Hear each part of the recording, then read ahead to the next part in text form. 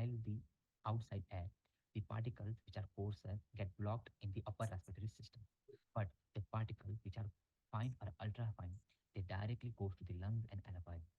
Because of this, they cause a severe health effect to the humans. Aerosols also exert the impact on Earth's climate by exerting direct, indirect, and semi-direct effect. When aerosol directly scatter or absorb incoming solar radiation, the effect known as a direct effect. When they change the microphysical properties of clouds, it is considered as an indirect. It is further divided into two parts. One is the cloud albedo effect and one is a cloud lag time. Third is the semi-direct effect. Due to the aerosol, they changes the surrounding environment. And due to this change, there is a heating, and this heating can cause the cloud to burn. This effect is known as a semi-direct effect.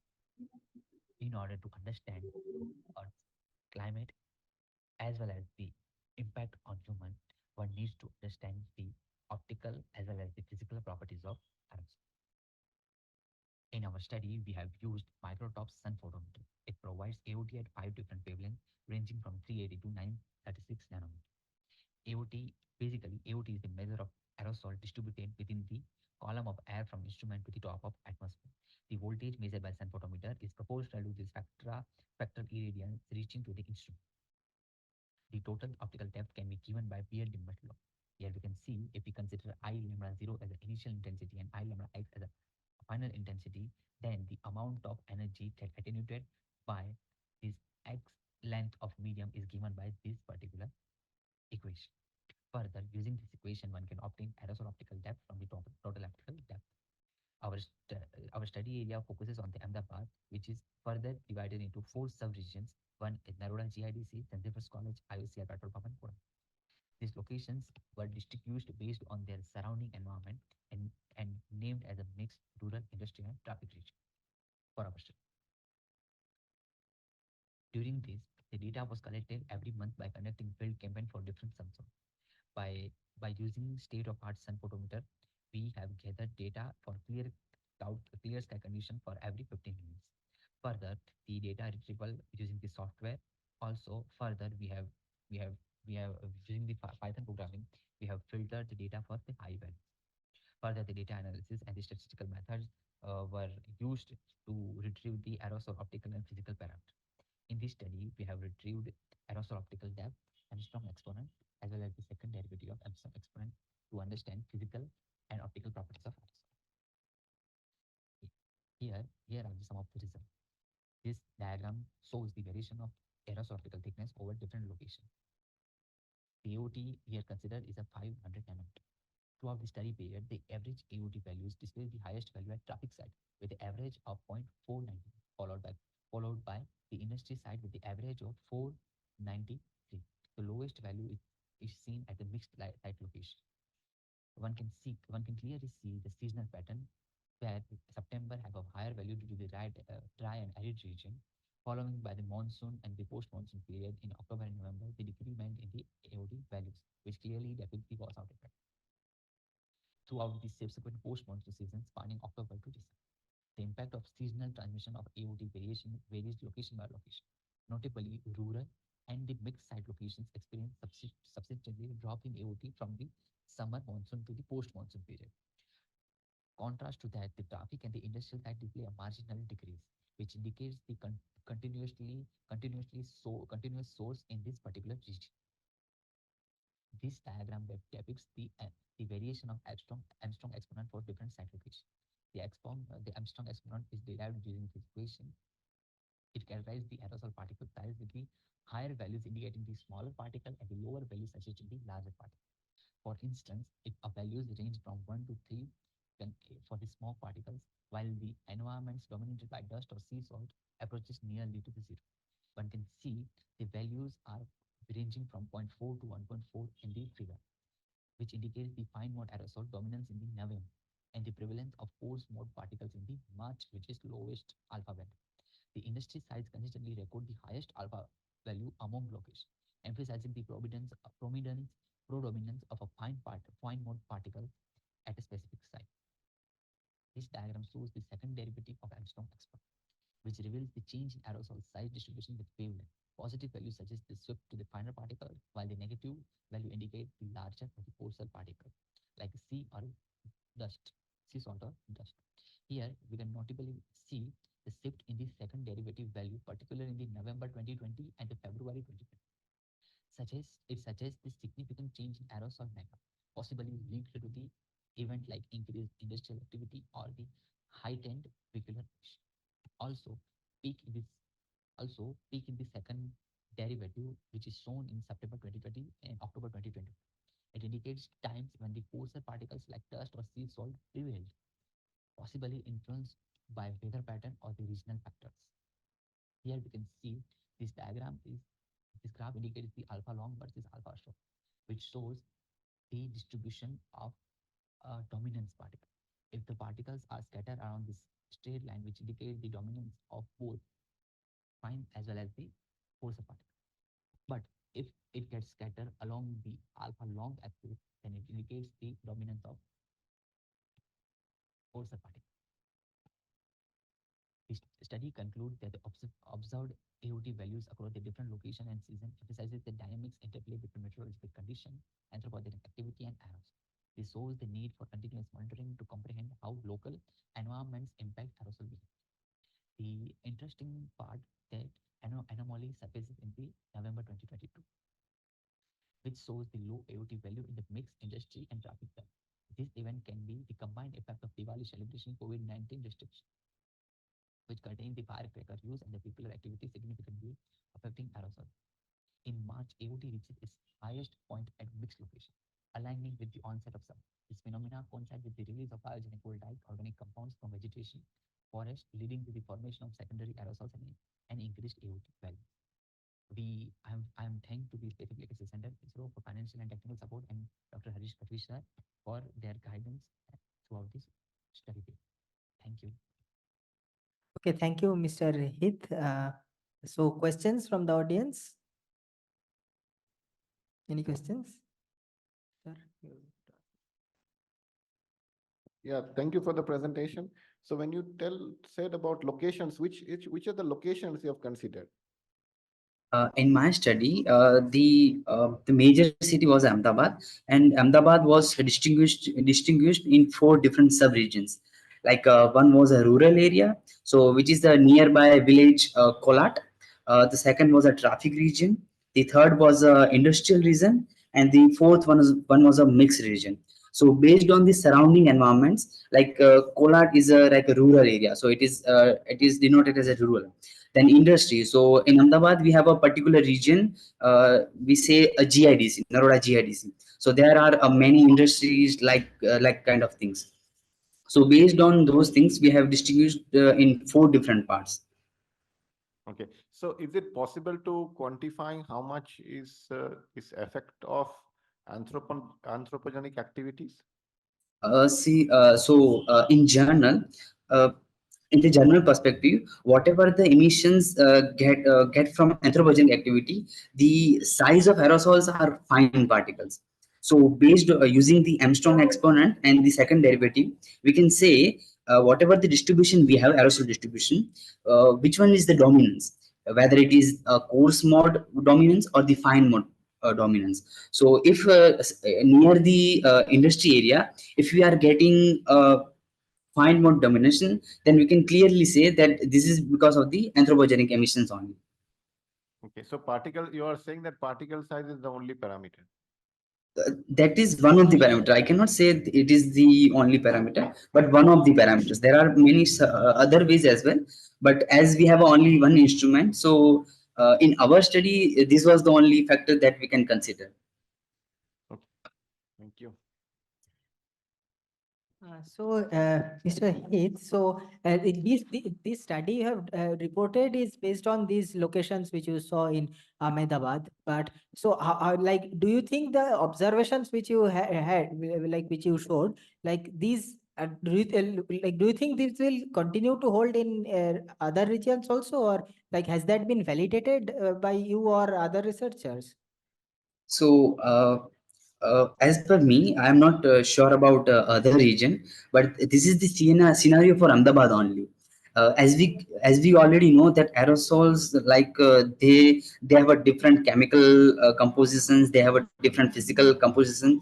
So I cannot make a statement for other, like the study is focused on Ahmedabad. So if I go in Vadodara, the scenario will be totally different, because it depends on the transportation of air masses. It depends on the surrounding regions, whether it is more like a village town, it's a village or industry. So uh,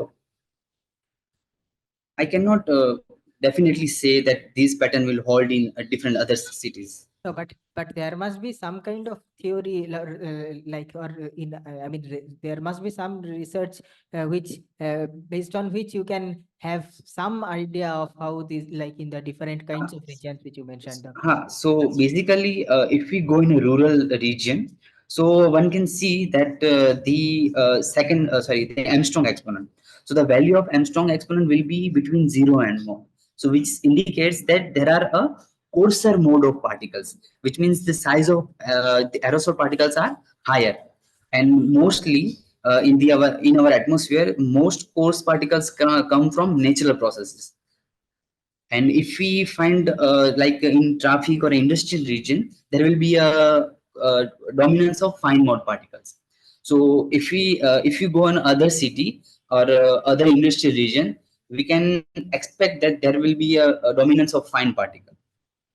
Okay. And another statement you made is like in the November 2020, there was some anomalous values and which you attributed to the COVID restrictions on Diwali celebrations and something like that, right? Yes, so it was a two effect. One was the COVID restriction as well as the Diwali. So in general sense, if there is an Diwali period, the concentration of aerosol means the dominance of fine particle will the dominance of fine particle will increase because of the fire bursting and all things. But at that time there was an COVID restriction, so the industries was closed, and the pollution which is have been made because of the bursting crackers, that is also got very low. So there is the like supervision of two different events.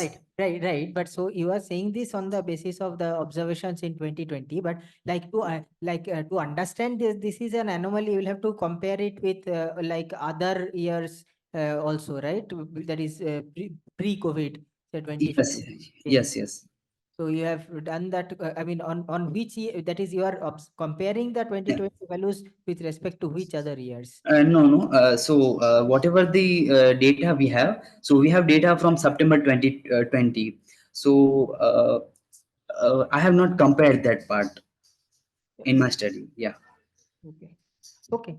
But I have taken a reference from other papers. Suppose one was the paper from Mr. Tejas Turakhia. So in that they have clearly mentioned that in the city of Ahmedabad, when there is an Diwali period, there is an like a high AOD value and the like absorption coefficient. Of they have measured using the accelerometer. So the value of absorption coefficient will increase, and ultimately the value of single scattering albedo will decrease. So I have taken a reference, but I have not done any like experimental thing in that particular part Okay. scenario. Yeah. Miss Charu Singh or Mrs. Akshita Tomar, can you hear me? Yeah. Yes, sir. Yeah. Thank you, sir. Okay. What is your paper number? 199, sir. 199. Yes, sir.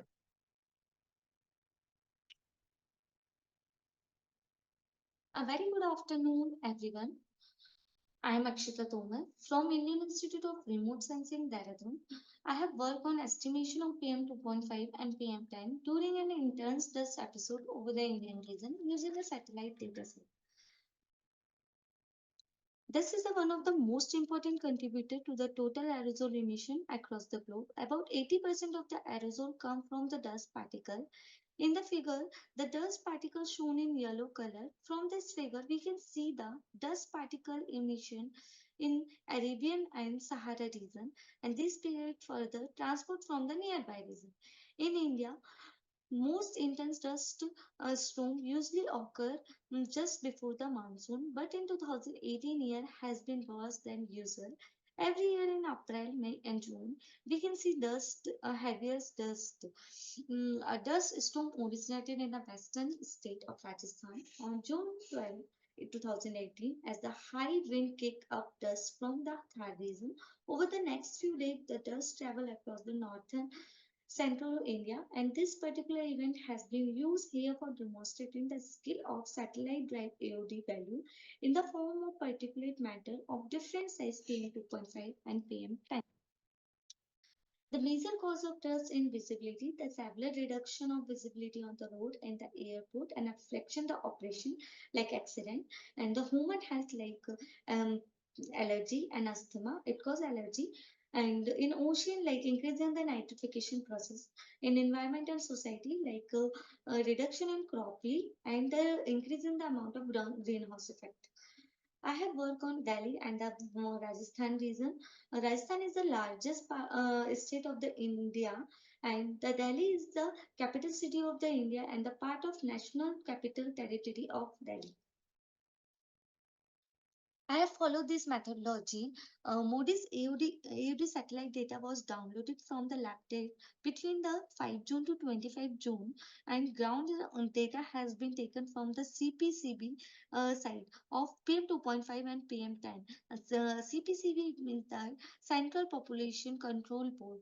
And after that, we have calculated the regression coefficient of PM2.5 and PM10 using the method described in the Chaudhary ETL 2019 and generate a PM2.5 and PM10 map, and after make a scatter plot between the satellite PM2.5 and 10 and CPCB PM2.5 and calculate the correlation coefficient and plot the time series data. In result, analyze the first we analyze the PM 2.5 on Rajasthan region. So in this figure we easily see the PM 2.5 of Rajasthan region of 5 June to 25 June. Uh, so PM 2.5 is start spike on 6 June in Thar region. The value of PM 2.5 on 5 June was 142 and the 6 June is 291. In this period, the sand is highly mobile due to the southwestern solid wind occur before the onset of monsoon. So the PM 2.5 level spike started spike on 12 June in the Thar Desert in Rajasthan state. The average PM 2.5 is 300 between the 12 June to 18 June, but the highest PM concentration is 14 June was 616 in the Thar region. So the dust emission was higher in the region after the 18 June, suddenly decreasing the concentration due to the wind changes. The correlation between PM 2.5 and the satellite 2.5 indicate the positive and negative correlation. The Almora stations and Srinath station show the negative correlation, but all three are show the positive correlations. In PM10 of the Rajasthan, so we have plotted all the PM10 maps. So in this map, PM10 level start spike on 12 June in the Thar Desert. The value of PM10 on the 12 June was 317 and 13 June is 1121 and 14 June is 1308. So the PM10 level start decline in the 19 to 25 June in the Thar region. At the preface of monsoon, the PM10 has higher than during the monsoon season. The correlation analyzed between Central Population Control Board PM10 and the satellite PM10 indicates the significant positive correlation in all the stations. However, the analyze between the parameters significant positive correlation in all the stations. In Delhi, I have PM 2.5 map of Delhi. The long range transport of aerosol might be the second reason behind the high PM 2.5 value observed over the Indian land region Delhi. The major dust comes from the Thar region at the period of 12 to 18 June 2018. The large amount of dust emission take place in the Thar desert. It transferred to nearby region like the Delhi. So at this time, the Delhi region also show the highest amount of dust storm And the average PM 2.5 concentration between 19 June to 25 June is 100, and the PM 2.5 concentration declined day by day due to dust event stop and the monsoon reached Delhi at 25 June. The PM concentration is higher in 12 June and 18 June. June, mainly in the east and west side of Delhi, because the Rajasthan border connected to the west side of Delhi. It is the observed from the time series plot during the 13 to June. PM 2.5 value are higher because dust event occur in a third region of the Rajasthan at that time. Large amount of dust emission take place transfer to nearby region of Delhi, so higher PM10 concentration in 13 June than other days. The correlation analyzed between CB and the satellite PM25 indicates significant positive correlation over the day. The PM10 concentration is higher in the 12 June to 18 June period, mainly because the wind is northwest from the region toward the Indo-Gangetic plain, and it was observed at 13 June to 18 June. The PM10 values were higher because the dust event occurred in a third region of the Rajasthan. At that event, the large amount of dust emission take place and transfer to the nearby regions. So Delhi show the highest PM10 concentration in 13 June to 18 June at the different station has different values in the extra day due to the wind movement than other days. The correlation analyzed between PM 2.5 and satellite data is positive correlation over the year. However, the analyze in the this period show the significant positive. The conclusion my project is the modeling of dust source is a very difficult task, and the present analyzing show the positive correlation between ground station and the satellite images, except the Almora and the Srinath station. The advantage of the population monitoring using high resolution satellite data for developing the air quality management plan at a large scale, specifically India, where adequate ground based population monitoring network is currently lacking.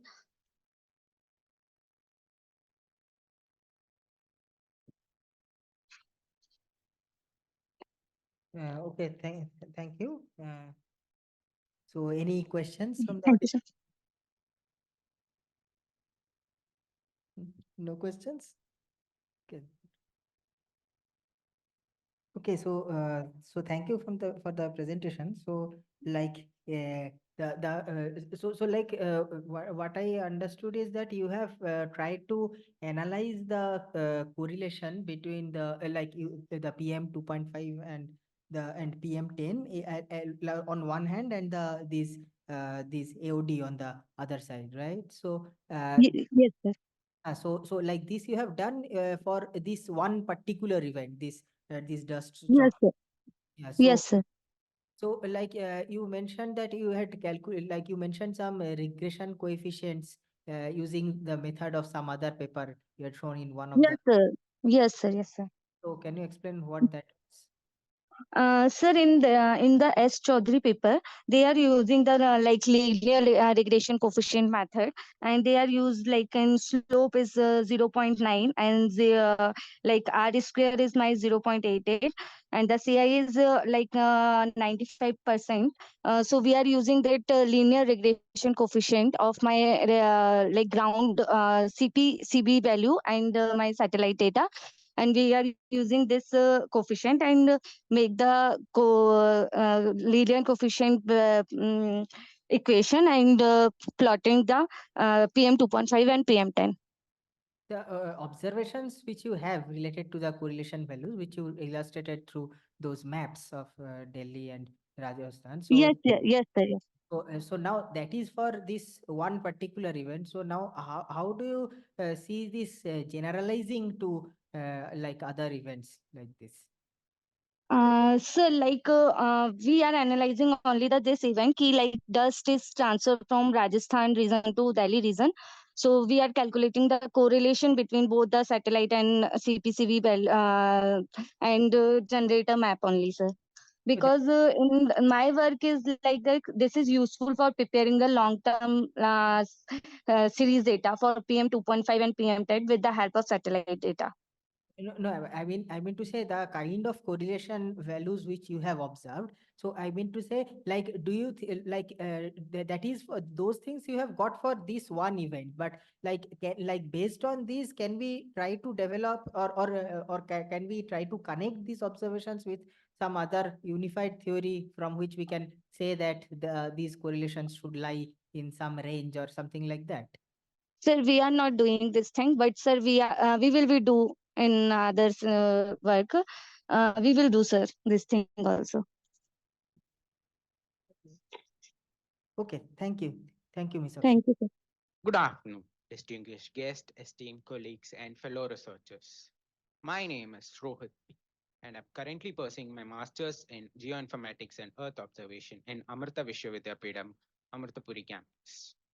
Today, I have the privilege of presenting on the topic remote sensing of the forest fire pollutants of the 2019 Australian bushfire. Today, I am excited to share my research with you. My presentation will contain the following key areas: introduction, study area, methodology, experimental result, conclusion, and future exploration. The devastating Australian bushfire of 2019 and 2020 was a reminder of the destructive power of wildfire and the significant impact they have on our environment and human health. These fires, fueled by a combination of climate change and human activities, burned over 46 million hectares of land, claiming the lives of over 300 people. One of the most concerned aspects of wildfire is the release of harmful pollutants into the atmosphere. The forest fire emit a range of pollutants, including carbon monoxide, nitrogen dioxide, and particle matters. These pollutants can travel long distance, affecting the air qualities. Remote sensing can effectively track the movement of forest fire pollutants. Study area, the Wogan Valley, which is located in the eastern Australia in New Southern Wales. As you can see in this map, the eucalyptus forest is dominating over here, which is known as the gum tree. The Wogan Valley is a significant conservation area, home for various plant and animal species. Eucalyptus forests are important part of Australian natural heritage and contributing to country's unique biodiversity. Eucalyptus forest plays a crucial ecological role, providing habitat to various species, contributing to regional biodiversity, supporting carbon sequencing and water regulation. The impact of 2000 forest fire has released a large amount of forest pollutants affecting the air quality and local flora and fauna. The eucalyptus played a major fuel for the forest fire. Methodology. To identifying the forest affected area, we are using USGS Landsat 8 and MODIS max fire point. To identify the pollutants, we use Sentinel 5P pollutants such as UV aerosol index, carbon monoxide, nitrogen dioxide. Visual interpretation of this result. The NOAA high split trajectory model is to see the jet stream of air which carries the pollutants. Evolution of influence of the forest fire pollutants. Methodology. Google Earth Engine, a cloud-based platform for providing access to vast collection of satellite image and spatial data, monitoring and assessing the impact of wildfire and the air associated pollution. Satellite data are source for wildfire monitoring. MODIS identifies and locates the forest fire affected area. The maximum fire radioactive power. The Landsat 8 uses multispectral data, maps the forest scars, and assesses the wildfire damage. Tracking the forest fire pollutants movement using Sentinel 5P, tracking the smoke and pollutants from forest fire, such as carbon monoxide, nitrogen dioxide, and UV aerosol index. The NOAA high trajectory model stimulates the air pollution transport from forest fire, aids in understanding the potential impact in air quality. Experimental result. The Landsat 8 and MODIS data can be used to identify the forest fire affected area. As you can see in the right side, the time lapse of the forest fire in the Wogan Valley. The Landsat 8 and MODIS fire data are used to identify the bushfire affected area. Landsat 8 can detect and monitor the forest fire using near infrared and shortwave infrared bands. The NIR band is sensitive to vegetation, while the SWR band is sensitive to soil surface temperature. The MODIS dataset provides the information about the maximum radioactive power of the flame. On the right side, the two image displays the forest fire affected area and the fire points as per the NASA. To understand the forest fire pollutants using Sentinel-5P data, the Sentinel-5P satellite is a crucial tool for monitoring the air pollutants and understanding the distribution of air pollutants like carbon monoxide, nitrogen dioxide, and aerosol particles. To track the movement of CO, NO2, and aerosol is essential for understanding the impact on human health, ecosystem, and climate. The three map shows the Wogan Valley and the effect of the pollutants in that area. The Australian hot dry summer from December to February creates the perfect condition for bushfire. The bushfire releases large amount of CO and NO2 into the atmosphere. Sentinel-5P data shows that the CO and NO2 level in Australia peaks during the summer month, which is December to February in every year. The 2019 bushfire the major environmental disaster and had to profound the impact on air quality in Australia. The CO and NO2 level during the bushfire underscores the importance of taking action to reduce greenhouse emission and prevent bushfire. From the high split model, the no high split model, which was taken the 28th December 2019, as you can see, the wind trajectory moving eastwards and which is about 7,500 meters above the ground level. And the second image, which was taken on 31st December 2019, the air particles is moving again eastwards and about 4,000 meters above the ground level. The high split NOAA model developed model tracks the air particle trajectory. The hyperspectral data reveals the extensive transport of smoke and ash from 2019 Australian bushfire. Purling the wind jet stream carries the smoke and ash eastwards across Australia. The high-split data integrated enhanced understanding of fire impact and atmospheric dynamics. Conclusion. The remote sensing tools such as Landsat 8 Modus Sentinel-5P plays a crucial role in monitoring and understanding the far-reach effect of wildfire. The Modus accurately identifies the fire location, facilitating damage assessment. Sentinel-5P provides the value of atmospheric pollutants and UV aerosol index. The research demonstrated a significant release and dispersion of CO and NO2 during 2019 Australian bushfire. The NOAA high-split model indicates the southwards and eastwards movement of pollutants reaching New Zealand and South America. The remote sensing data remains essential for addressing climate change challenges and pursuing a sustainable future for our planet. The multi-sensor satellite data can support future research in firefighting science, climate and change risk modeling. Future exploration.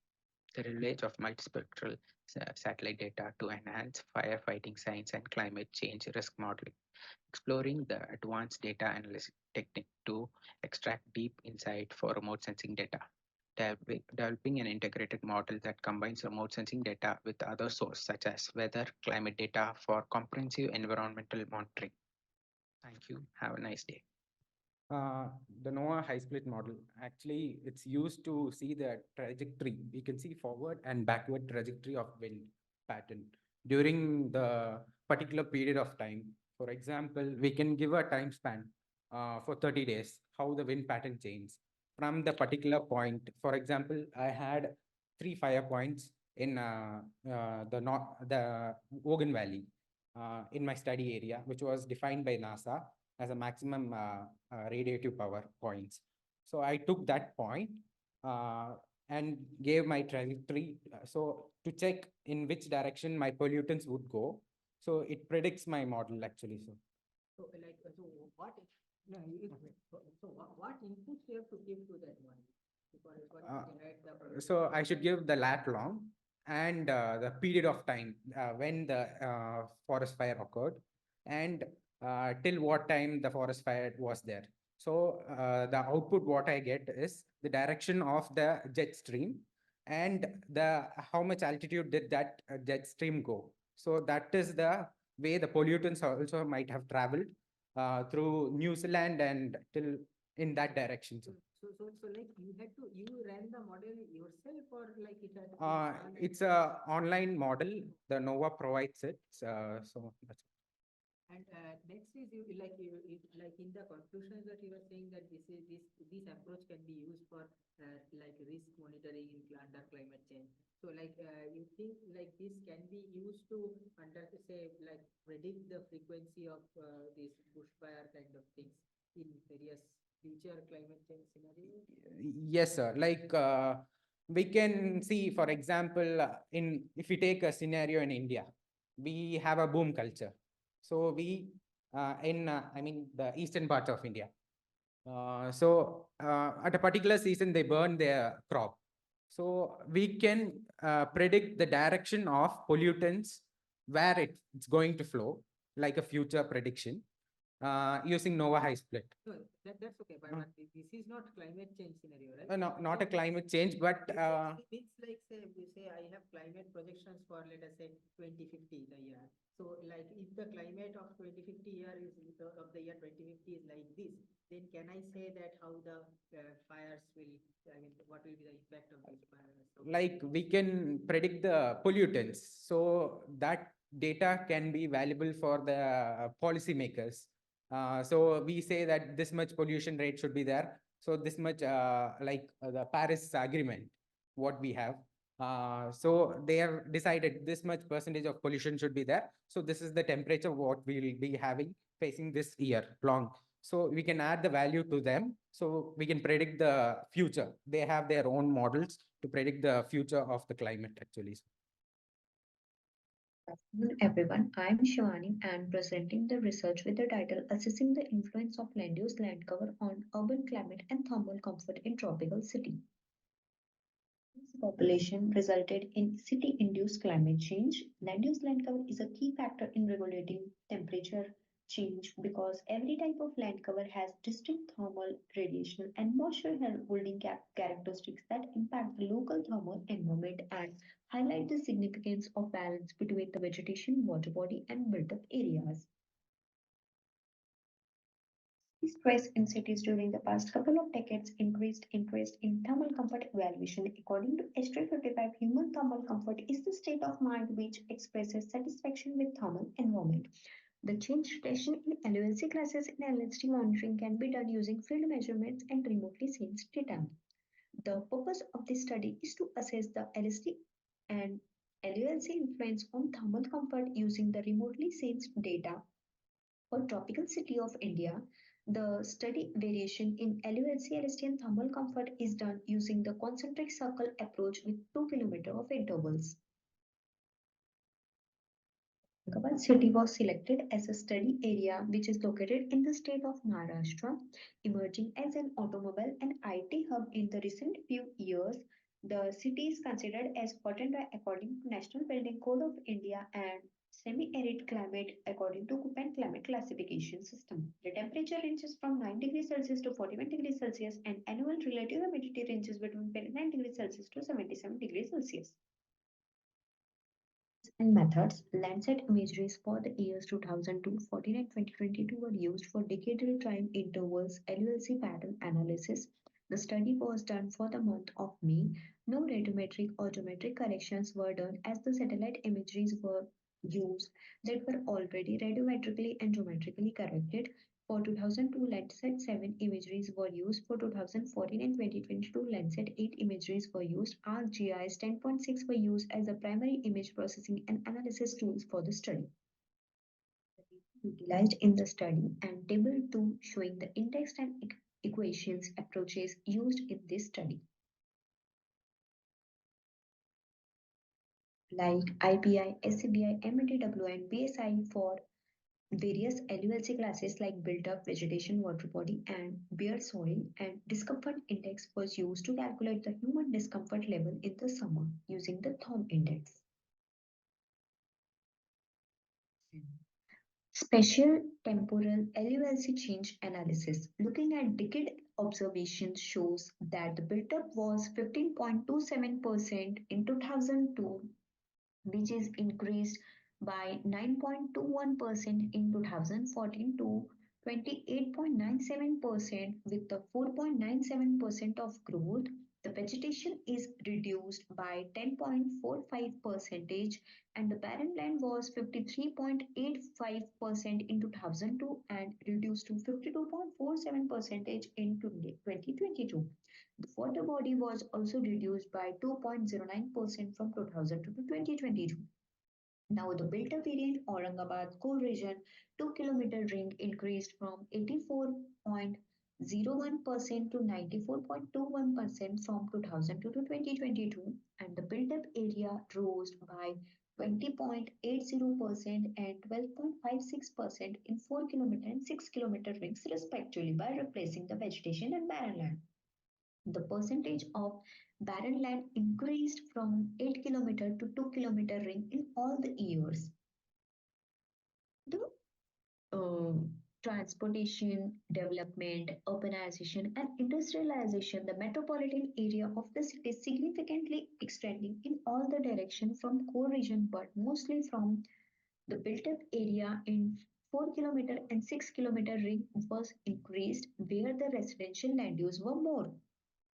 Solapur, Aurangabad, Dhule Highway, Ajanta Road, and other transportation projects having recently been put into action by National Highway Authority of India and Aurangabad City Corporation, expanding built up in northern and southern directions. Variation in spectral indices. The city level investigation shows fluctuations in all the indices. The below figure showing the variations in IBI, SABI, MNTWI, and BSI. In 2002, IBI value shows more than 2014 and 2022 because of increased bareness in the soil when the SABI increased from 0.07 to 0.14 in 2014, the bareness reduced in were mostly found between the 4 kilometer to 10 kilometer rings. The 8 kilometer ring shows more MNTWI because of water bodies and rings 6 kilometer and 8 kilometer having more SAVI values because of agricultural land and dense vegetation. For interpretation, the LST values between 25 degrees Celsius to more than 50 degrees Celsius were divided into 10 categories with the 3 degree Celsius intervals in each categories. In 2002, the Aurangabad city LST ranges between 28 degrees Celsius to 43 degrees Celsius, with majority of the part in 2022 were more than 45 degrees Celsius. In 2002, the water body is giving less than 30 degrees Celsius, while in 2022, the water body is giving LST between 25 degrees Celsius to 28 degrees Celsius. Most of the city core area display LST less than 34 degrees Celsius in 2022, mostly in 2 kilometer to 6 kilometer ring, while in 8 to 12 kilometer ring having LST more than 37 degrees Celsius. In 2014, 2 kilometer and 6 kilometer ring having LST less than 40 degrees Celsius, while 8 to 10 kilometer ring having LST more than 50 degrees Celsius. In 2022, LST is varying within the rings because of varying proportions of different LULC classes and newly developed built-up areas. The built-up areas showing less LST than barren land because the city lies in semi-arid region and most of the barren land is also covered from agricultural land. As the research was done in the month May, which is non-cropping season, farmland or agricultural land is mostly having a brown or dry photosynthesis flora or leafy litter which tends to show less thermal admittance and thermal diffusivity with the heat capacity than concrete, and the same results were also demonstrated in the study based on remote sensing and field measurements for the two Indian cities in which the barren land showing higher LST than Pilton. SABI increased in Aurangabad city, but the influence on LST was found to decrease because in a semi-arid climate, type of vegetation governs the LST according to the precipitation level. Variation in thermal comfort. The DI values were divided into 6 categories between 21 degrees Celsius to more than 32 degrees Celsius. The LST was used in place of air temperature to extract the DI values. In 2002, 2 kilometer to 6 kilometer ring was DI found between 27 degrees Celsius to less than 29 degrees Celsius in central part of the city. And the other region lies under 29 degrees Celsius to 32 degrees Celsius. In 2014, mostly the city comes in a situation of severe stress and medical emergency, except the areas near the water body and dense vegetation patches in the 8-kilometer ring. While in 2022, the number of water body increased, and because of that, 7.08% of area city covers under 50% of population feeling discomfort category, while 61.07% area comes under severe stress and the remaining is under the medical emergency. The DI values were found mostly in 8-kilometer to 12-kilometer ring where the barren land is more for all the years.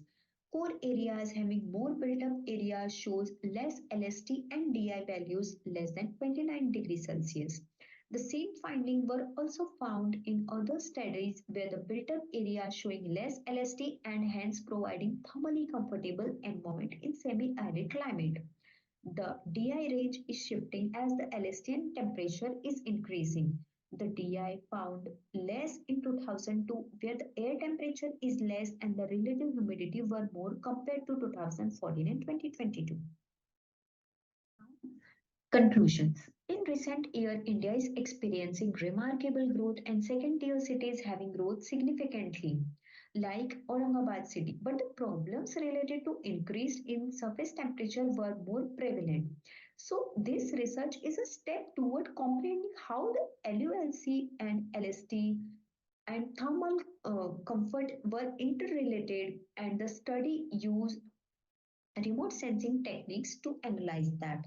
The result shows the city is expanding in all the directions, and because of that, the proportions of different LULC changes and it will impact or impacting the thermal comfort of the city. The cities LST demonstrate that the LST mean difference found between the barren land and water bodies 25.73 degrees Celsius and with vegetation is 13.47 degrees Celsius from 2000 to 2022, while the LST mean difference found between the built up area is 9.37 degrees Celsius and with vegetation is 4.29 degrees Celsius. For built-up area, less LST and more comfortable spots were found between the 2-kilometer and 6-kilometer ring, with the mostly residential land use. So further research can be done to investigate how the different LULC classes in comparison with built unbuilt spaces with vegetation and water body and its contribution in influencing the thermal comfort with in situ measurements at a micro level. These were the references. Good afternoon, ladies and gentlemen. My name is Vyomika Singh, and I am delighted to be here today to present my paper on deep learning model for minimal area detection of wheat patches in UAV imagery at InGARSS 2023. Before I delve into the details, I would like to give a quick introduction about myself and my research. I'm currently a PhD student at the Indian Institute of Technology, Roorkee, and I'm pursuing my research in camouflage target detection using machine learning techniques. Today, I am extremely thrilled to share with you all some insights from my doctoral research. The work we have explored in this paper revolves around the promising application of deep learning convolutional networks for efficient target localization and classification potential in the case of camouflage targets. Camouflage targets, for your reference, are the objects or targets which show concealed merging nature with respect to the background. The main outline of our presentation starts with an abstract, followed by a concise introduction and problem statement, study field and data collection, data preparation, discussion on the proposed methodology, finally, the implementation, results, and discussion, followed by conclusion and references used in the work. Deep learning techniques are currently an evolving hotspot in the data-intensive research domain, particularly in pixel-based image localization and classification. Keeping in mind this trend, the abstract is designed as follows. Deep learning convolutional networks exhibit promising target localization and classification potential. Specifically designed for image processing and computer vision tasks, CNN-based models can help detect camouflage targets merged with the background. In this paper, we explore a deep learning-based model on UAV-acquired camouflage dataset and attempt to localize, detect, and classify early and multiple wheat patches in a sugarcane field. As very visible in the image on the left, wheat, light green in color, is merged with sugarcane crop, a darker shade of green in color, and hence it qualifies as a camouflage target. Fragmenting our title into small sets will help us understand the conceptual significance of this work better. Deep learning model and its associated facets, such as flexibility to use high-resolution rasters, robust feature transformations, network adaptability, and parameter tuning helps efficiently detect minimal area patches of wheat merged with sugarcane. We can therefore frame our problem statement as follows. A need for a fault-tolerant, deep learning-based network, which is tailor-made, self-optimized, and successfully integrates a priori feature-based information, resulting in improved target detection and classification using drone, aka UAV, images. Our study area spans over Dhanori, Roorkee, India, and using DJI Phantom 3, we have aerially acquired our dataset at a height of 50 meters and an effective pixel size, also known as GSD, of 2.14 centimeter per pixel. UAV raster data covers 4,000 cross 3,000 pixels, which is further diced into multiple training and testing rasters of size 2,793 into 680 image set. For annotation, polygon-based ROIs based on the visual inspection of the study area were manually curated, which were exported as binary masks highlighting the wheat patches. We have used tools such as Drone Deploy, Pix4D, and Envy for our data acquisition and preparation. A good data annotation scheme leads to better visual inspection and reference dataset generation, improved training for the overall network, accurate ground truth reference creation for post-classification accuracy metrics. Keeping in mind these factors, we annotated several cross-sections of a UAV image with red polygon patches depicting wheat using Envy ROI tool. Moving on to our proposed methodology. As shown in the following figure, the methodology spans over 5 computing modules. It commences with 1. UAV data acquisition and pre-processing along with fieldwork for ground truth identification and collection, followed by 2. UAV dataset prep and ROI labeling. 3. Model design and deployment, wherein we use NVNet5 Multi, which is built on TensorFlow and inspired by the architecture of UNet. 4 module deals with binary classification with respect to ground truth reference data, and the scheme ends with post-training metrics and accuracy assessment. The most significant section of our methodology is the network design, which is a multi-layer CNN model based on UNet architecture called NVNet5 Multi, which boasts of representation learning, localizes complex image-based patterns, exhibiting a very elastic and innate capability to train the network from scratch, making it suitable for minimal area target detection. For better readability and understanding, the methodology steps are concise and represented in this following slide. NVNet5 Multi, when trained and tested, gives the following inputs and outputs of the network as follows. A. The original UAV raster. B. The label raster. C. Weed mask raster. D. The output raster. And E. The final classified image raster. On further exploration and experimentation, NVNet5 Multi, when trained more vigorously, gave the following outputs. A. Multiple weed patches with their respective rasters, weed ROIs, and masks. B, C, D, and E shows 2 minimal patches highlighted by yellow and white rectangles and are of cross sections 30 cross 20 pixels and 97 cross 85 pixels. They were classified by 3 different models, namely Model 1, 2, and 3, in which Model 1 did not detect the yellow patch, Model 2 showed partial detection, and Model 3 exhibited good potential to detect even the smallest patch of wheat. Finally, it was observed via experimentation that the optimal epochs for this research is 25, patch size 672, patch sampling rate 16, which was seen in Model 3. These hyperparameters delivered the best classified results. Model 3, when further tuned and applied on similar rasters with different iterations, led to an iteration-based assessment of best fine-tuned model. On a further assessment of Model 3 for various iterations, iteration 1, 2, and 3, we can say that by variating the parameters, iteration 1 was the most fine-tuned, then iteration 2, followed by iteration 3. We can hence conclude that NVNet5 Multi is a sophisticated CNN which conveniently learns spatial and spectral patterns from the UAV dataset, resulting in a robust and precise classification scheme. Improved ROI masking can further determine enhanced labeled training samples, and the tuned network also opens an immense scope to use targets and images of different shapes and sizes, providing their spatial and spectral properties are consistent. Further experimentations and fine-tuning of this model promises vast opportunity in detection of minimal area and multiple read patches, or in general camouflage targets, which will be explored in our future work. These are the references that were used in this study. Thank you everyone for your time and patience. Now I would like to open the floor for questions and further discussion. Everyone, myself Parth Kumar Verma, and I am presenting my paper of seasonal trend analysis of aerosol over Anu region with in situ measurement. In this presentation, I will be covering the objectives, introduction, data and study area, a simple methodology, result, and conclusion.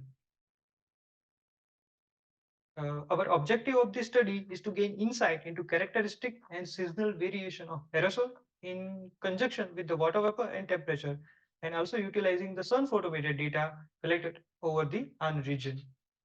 The aerosol optical thickness is a dynamic atmospheric parameter that hold a significant importance in the air quality monitoring. Gaining insight into the regional aerosol trend across the various seasons unveils the crucial information about their characteristic, trends, and concentration. The air pollution, either by the anthropogenic activities or the natural event, increases the amount of aerosol in the Earth's atmosphere and changes the radiation budget. There are several methods to measure the aerosol, in situ measurement, the ground station, or the using with the satellite like MODIS and ABHRR, etc.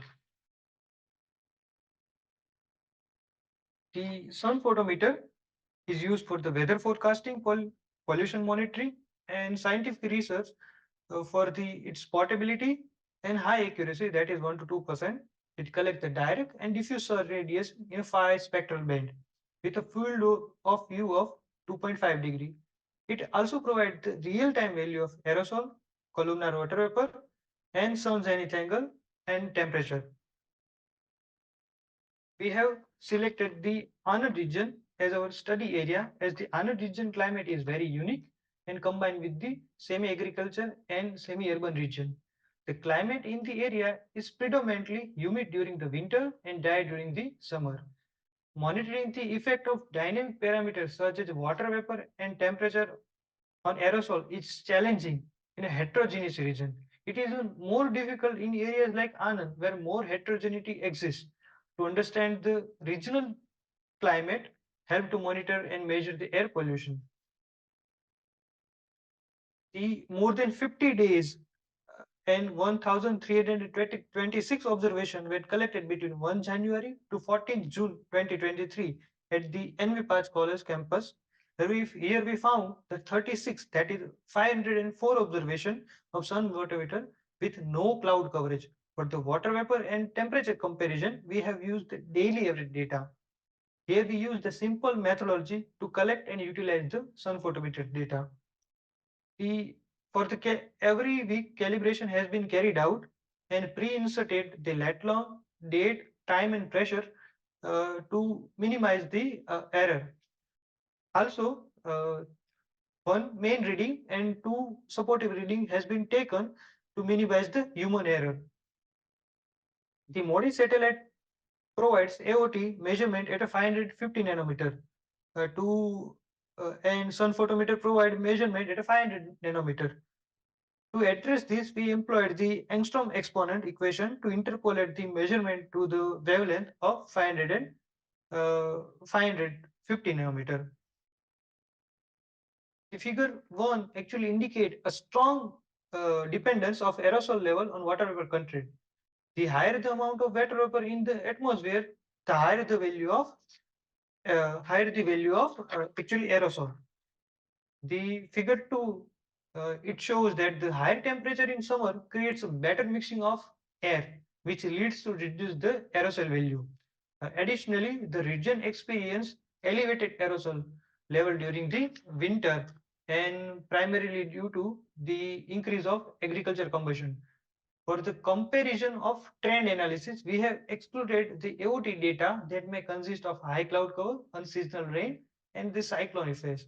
The figure 3 and figure 4 actually shows the during summer the temperature display a negative correlation, and in winter it is show the positive correlation. We have selected a month of January, April, and May to analyze a monthly variation. During the winter, the sun photometers AOT in the clear sky condition exhibit an increase in time, right? It demonstrates a decrease in peak in summer month. These findings are aligned with the previous discussed result. And to provide the comprehensive view of AOT variation throughout the day, we have chosen 3 dates from the winter and 5 dates from the summer. In both the season, the average aerosol concentration does not exceed to 1.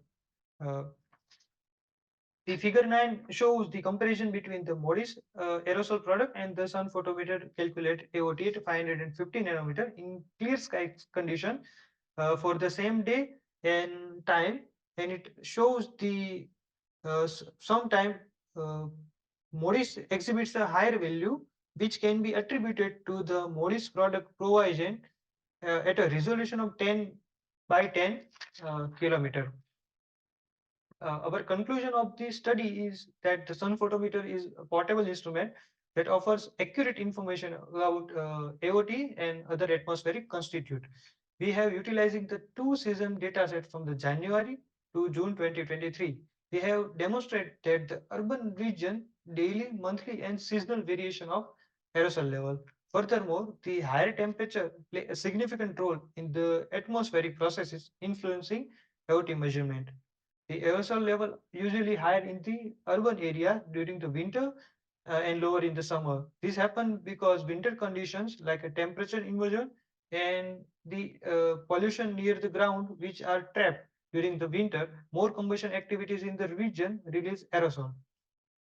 The higher temperature and rain disperse aerosol in the summer, while reduce the combustion and better air mixing lower their level in the summer.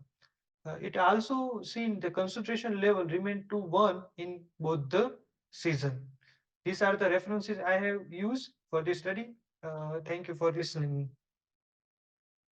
Okay, so those models, those linear models which you try to fit, but regarding the trends, I mean, how significant are those? I mean, the R square values, or did you calculate anything? Hello. Yes, sir. Actually, we wanted to show the correlation between the water vapor and aerosol, and between the temperature and aerosol. So in the winter season, actually the aerosol is high due to the combustion and the water vapor level. And in the summer season, the AO2 value is low, which is actually shown in the as the figure figure 4, that when it is show the negative correlation. So it is showing that the in the summer season, due to the better mixing of air and the lower water vapor in the region, the trend is negative. Yes, the figure 4.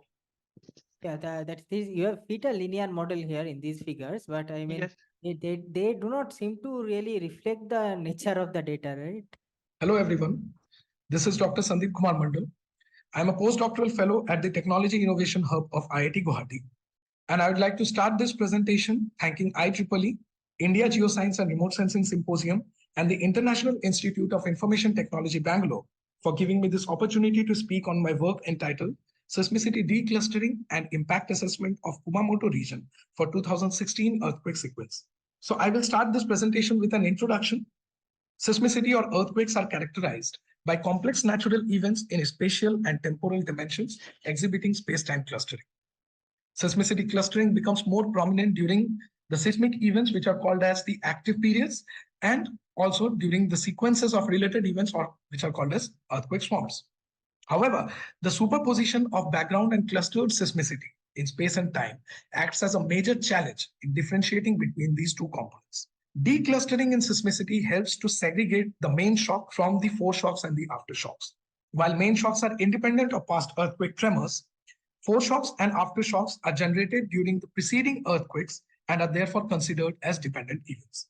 The most widely used algorithms in seismicity declustering are the Gardner and Knopf 1974, Resenberg 1985, and Urhammer 1986.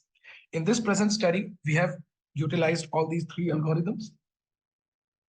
Also, as the declustering helps segregate main shocks from the foreshocks and the aftershocks, understanding the impact due to a particular earthquake event is also very important.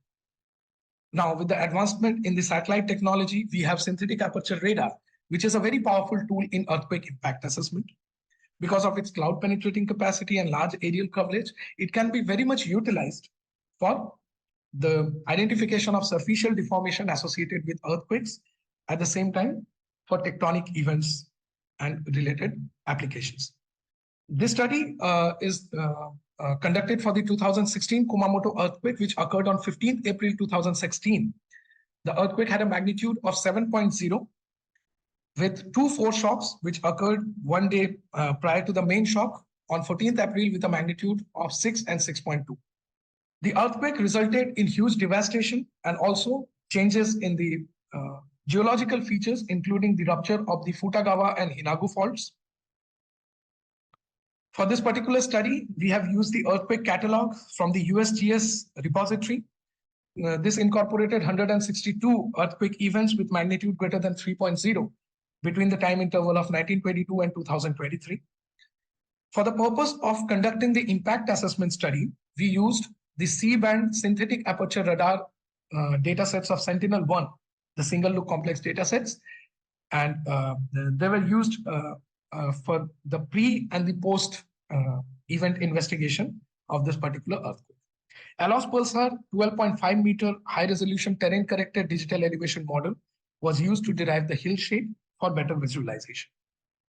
So coming to the Gardner and Knopf 1974 algorithm that we have used, the spatial and time window lengths are defined, which is also mentioned in the equation 1 and 2. L and T represents the window length in space and time, and M represents the earthquake magnitude. Then we have also used the Resenberg 1985, which originated from the algorithm Savage 1982. So there are some of the parameters which are also called as the default parameters in Resenberg 1985 algorithm, which includes the minimum looking ahead time period for non-clustering events at 1 day interval, and the interaction radius value for dependent events in 10 kilometers. However, the minimum value for the magnitude of completion in this particular algorithm is adjusted to 2.7 based on the catalog. Also, we have used Urhammer 1986 algorithm, where the temporal and spatial window is mentioned in equation 4 and 5. Similarly, for the impact assessment, we have utilized Sentinel World Radar datasets. The methodology is presented in the figure 2, and the phase unwrapping is executed to convert the wrapped interferogram so as to derive the reliable ground deformations.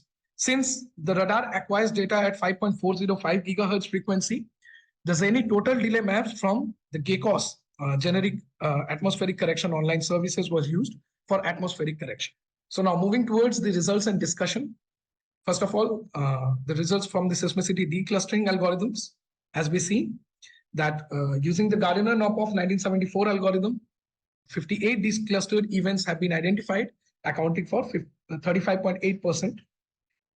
The magnitude of correctness value is 4.5, which is theoretically the least magnitude at which all the earthquake events in a space and time volume has been detected. The other algorithms like Rosenberg 1985 resulted in declustering up to 42.6% and Urhammer algorithm up to 43.2%. The seismic parameters in all these three different algorithms are mentioned in table 2, and figure 3 represents the declustered output using Gardner-Knopf algorithm. Coming to the impact assessment, the figure 4 represents the interferometric phase information for these three earthquake tremors which have occurred, the main shock of magnitude 7 and two different foreshocks of 6 and 6.2. Lobate deformation patterns can be clearly visible, indicating unambiguous earthquake detection. However, the phase information is captured for three earthquakes. Because of that, the identification of the exact epicenter locations could not be done from the SAR observations. Now, further determining the vertical deformation, particularly reliable seismic deformation, and those are also atmospherically corrected, we could figure out that the maximum subsidence of this region is around 629 millimeters, close to the epicentric locations, which depletes as moving away from the epicenter.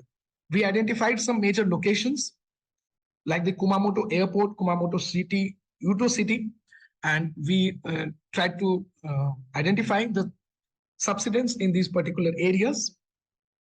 So coming to the conclusion, the present study attempts for seismicity declustering of the Kumamoto region because of the 2016 earthquake sequence, and the results showed Urhammer 1986 algorithm being the most effective in declustering, accounting for 43.2%. The impact assessment of the region showed 629 millimeters of maximum subsidence close to the epicenter locations. And some of the major locations in this particular area, like the Kumamoto City Airport and the Uto Airport regions, were also observed for seismic deformation. I, Parthasarathi Misra, would like to present my research work in the topic entitled Anthropogenic Moisture Emission and its Impact on Urban Environment in Numerical Study. Main motivation of my work are as follows. Moisture emissions increasing significantly due to its convergence from sea and ocean in the urbanized area, or increase in the anthropogenic activity due to large scale of urbanization and industrialization, or in the presence of anthropogenic moisture sources in the urbanized area. These three things collectively called as moisture emission in the urbanized area. And most of the earliest studies of moisture emission on the urbanized area either focused on sensible heat component or combined effect of sensible heat component and moisture components on local weather. But one of the aspects of the urban environment is largely ignored, that is the impact of the moisture component alone. Again, from the observation-based study alone, it is very challenging to quantify the contribution of anthropogenic moisture on local weather out of all anthropogenic effluents. So with this background, my present work mainly focuses the impact of anthropogenic moisture on local weather with the use of a community-based model, that is weather resource forecasting model. The study region is chosen, that is Angul-Talcher region of India, one of the industrial zone which houses more than 4,000 number of industry. Here in the WRF domain, the inner domain DEO3 centers the Angul-Talcher region of 100 kilometer size, and each grid in the domain having 5 kilometer resolution. Initial and boundary conditions for the simulation is taken from the National Center for Environmental Protection final analysis data, which has been initialized midnight of the previous day and continues up to 00 ATC of the next day. That means the simulation is continued for 36 hours, out of which 12 hours for spin-up period, and next 24-hour simulation data will be used for the analysis purpose. The physics options are available in the model are microphysics and case microphysics,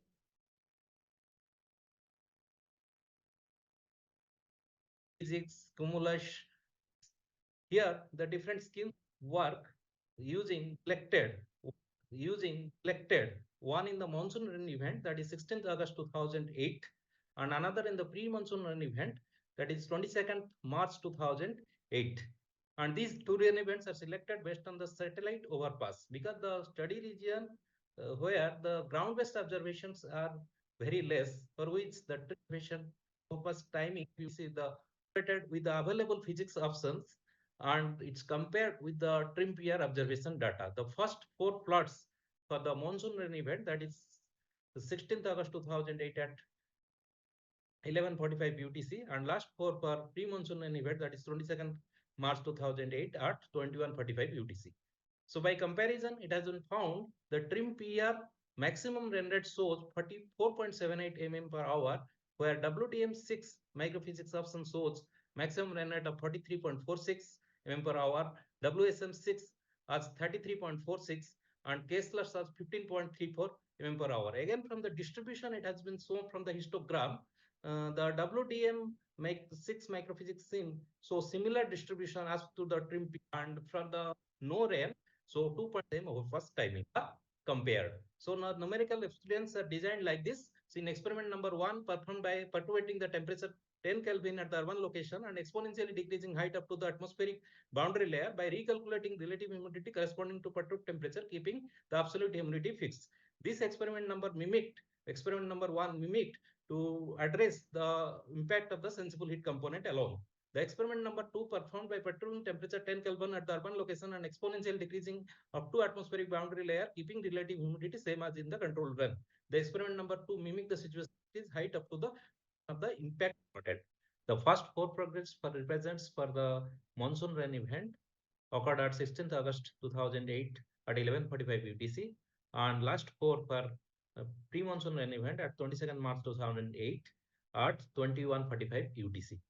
So here, by addition of heat, sensible heat or sensible heat with moisture or with the moisture, the relative humidity increases. But for pre-monsoon, for monsoon rain event, for experiment, both sensible heat in experiment number 1, the maximum rain rate increases as compared to the control run, whereas in experiment number 2, the maximum rain rate increases as well as its distribution increases in the north direction. Whereas in experiment monsoon rain event, the horizontal diffusion of atmospheric moisture content and does not affect the rainfall at the surface. These results are consistently seen in both pre-monsoon and monsoon rain cases. These are my. Good evening, everyone. My name is Kamini Sharma. I'm a researcher at Multidisciplinary Center for Geoinformatics, Delhi Technological University. I will be presenting my research poster on the topic Hypersharpening for Urban Feature Extraction. We know that the urban area are heart of a country and they exhibit most of its population and development. Also, the two-thirds of world's population lives in urban areas. But urbanization has brought a lot of social and environmental challenges, such as poor air and water quality, loss of vegetation cover, microclimate changes that has resulted in deterioration of public health. Now, to combat the ill effects of urbanization, remote sensing derived parameters such as surface area and urban green space can be important.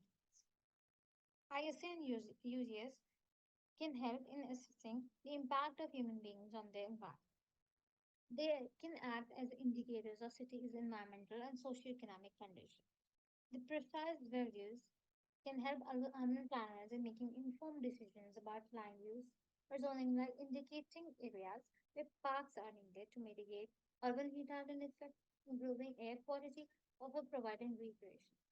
In designing new infrastructure or redeveloping existing areas, this precise guidance can guide decisions for drainage system, green infrastructure, or stormwater management.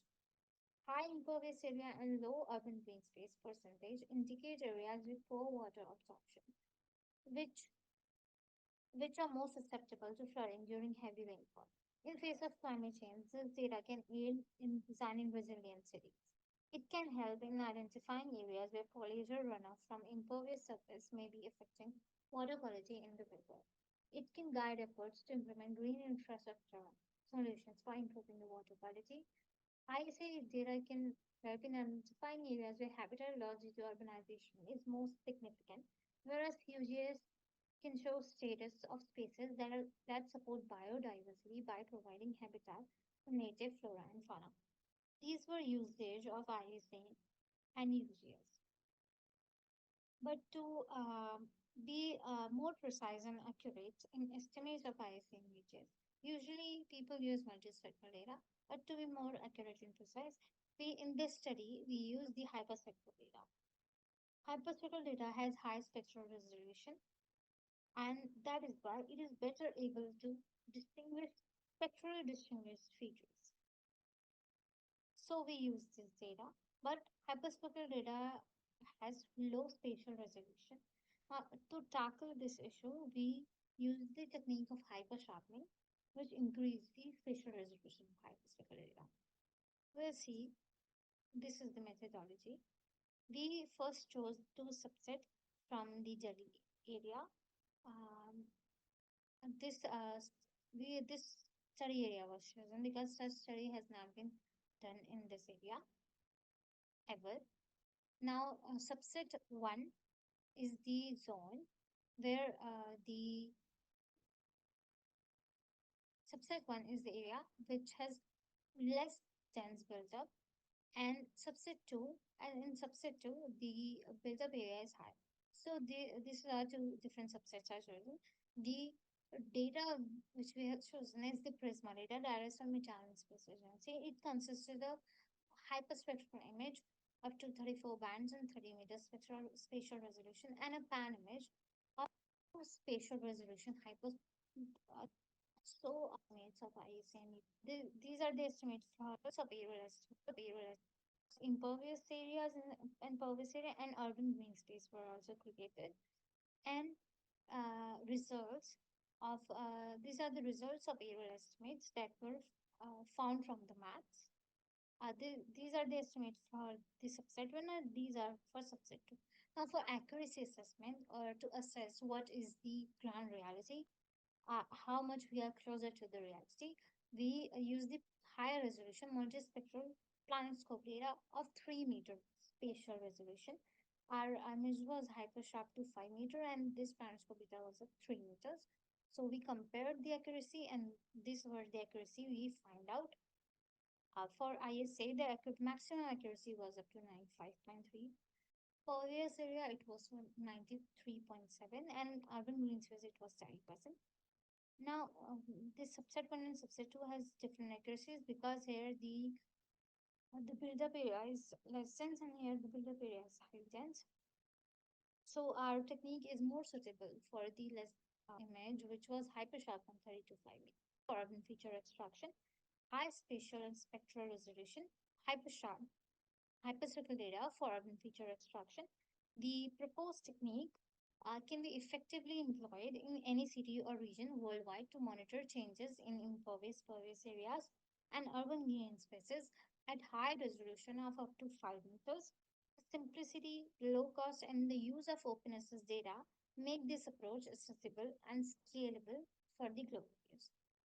This was our study. Thank you so much for listening.